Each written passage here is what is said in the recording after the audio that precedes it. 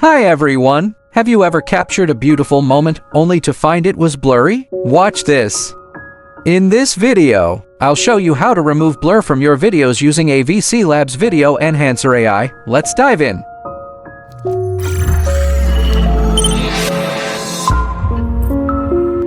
Step 1. Download AVCLabs Video Enhancer AI. Step 2. Launch Video Enhancer AI and upload your video.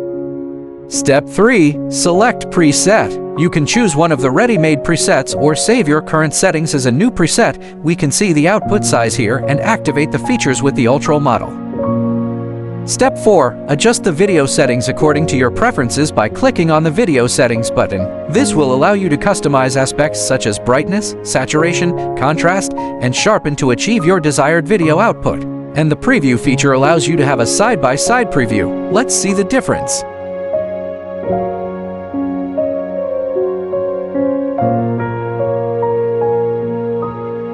After setting all the parameters, click the Start Processing button to render the video. That's it. Very easy and fast. Sometimes a blurry shot still holds a beautiful moment. Now we can see it clearly again. If you found this helpful, don't forget to like, subscribe, and try yourself from the link below. Thanks for watching.